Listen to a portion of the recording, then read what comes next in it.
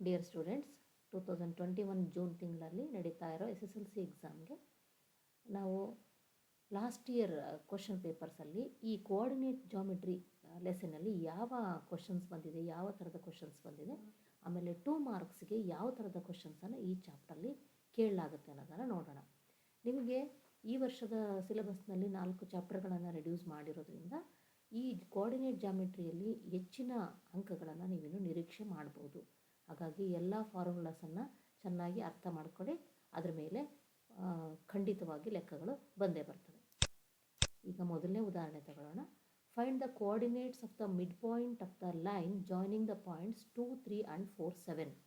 2 ಪಾಯಿಂಟ್ಸನ್ನು ಕೊಟ್ಟಿದ್ದಾರೆ, ಅವುಗಳ ಕೋಆರ್ಡಿನೇಟ್ಸನ್ನು find out ಮಾಡಬೇಕು. So mid point of the line joining the points ಅಂತಾರೆ. ಸೊ ನಾವು ಮಿಡ್ ಪಾಯಿಂಟ್ ಫಾರ್ಮುಲಾನ ಇಲ್ಲಿ ಬರ್ಕೋಬೇಕು. ಸೆಪ್ಟೆಂಬರ್ 2020 ಏನು ಸಪ್ಲಿಮೆಂಟ್ರಿ ಎಕ್ಸಾಮ್ ಆಯಿತು, ಪೂರಕ ಪರೀಕ್ಷೆ, ಅದರಲ್ಲಿ ಈ ಕ್ವಶನನ್ನು ಕೇಳಿದ್ದಾರೆ. ಸೊ ಈಗ coordinates of the mid point ಅಂತ ಅಂದರೆ formula P of xy is equal to x1 plus x2 by 2, y1 plus y2 by 2.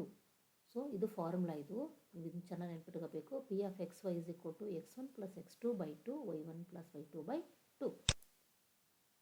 So ಇಲ್ಲಿ ನಾವು ಇದನ್ನು x1 y1 ಅಂತ ತೊಗೊಳ್ತೀವಿ. ಇಲ್ಲಿ ಇದು x1, ಇದು y1, ಇದು x2, ಇದು y2. 2 x1, 3 y1, 4 x2, 7 y2.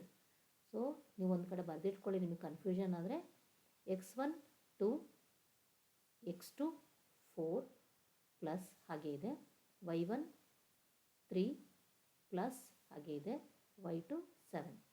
So ನಂತರ P of xy is equal to ನೋಡಿ 2 + 4 2 + 4 6 ಆಯಿತು by 2, 3 + 7 by 2 10 ಆಯಿತು, 10 by 2 ಆಯಿತು. So 2 + 6 2 + 4 6 by 2, 3 + 7 10 by 2. Next P of xy is equal to 3 5 ಆಯಿತು. So these are the coordinates of the midpoint of the line joining 2 3 and 4 7. Next ಇನ್ನೊಂದು example ನೋಡೋಣ. ನೀವು ವಿಡಿಯೋವನ್ನು pause ಮಾಡಿ ರಿಪೀಟಾಗಿ ನೋಡಿ. Find the distance between 2 points -5 7 and -1 3. 2 coordinate ಪಾಯಿಂಟ್ಸನ್ನು ಕೊಟ್ಟಿದ್ದಾರೆ, ಇವುಗಳ ಡಿಸ್ಟೆನ್ಸನ್ನು ಫೈಂಡ್ ಔಟ್ ಮಾಡಬೇಕು. ಈ ಥರದ ಪ್ರಾಬ್ಲಮ್ಸ್ ಮತ್ತು ಇದರ ಫಾರ್ಮುಲಾ ಯೂಶ್ವಲ್ ಆಗಿ ಒಂದಲ್ಲ ಒಂದು ರೀತಿಯಲ್ಲಿ ಇದ್ದೇ ಇರುತ್ತೆ ಕ್ವಶನ್ ಪೇಪರಲ್ಲಿ. ಇದನ್ನು ಜೂನ್ 2020ಯಲ್ಲಿ ಈ ಪ್ರಾಬ್ಲಮನ್ನು ಕೇಳಲಾಗಿತ್ತು. ಸೊ ನಾವು ಫಾರ್ಮುಲಾ ಬರ್ಕೊಂಡಿದ್ದೀವಿ. ಇದು distance formula, famous distance formula. D is equal to square root of x2 minus x1 whole square plus y2 minus y1 whole square. ನೋಡಿ D is equal to square root of bracket ಹಾಕ್ಬಿಟ್ಟು x2 minus x1 whole square plus y2 minus y1 whole square. So ಇಲ್ಲಿ this is minus 5 x1 7 y1 minus 1 x2 3 y2 x1 y1 x2 y2.